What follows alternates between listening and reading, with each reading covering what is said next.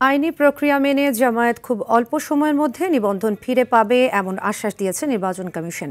একথা জানালেন জামায়াতের সহকারী সেক্রেটারি জেনারেল হামিদুর রহমান আজাদ।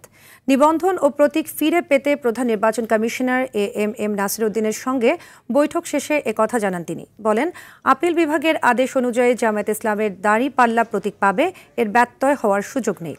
দুপুর 12:15টায় আগারগাঁওয়ে নির্বাচন ভবনের সভাকক্ষে কমিশনের সঙ্গে জামায়াত নেতাদের বৈঠক শুরু হয়।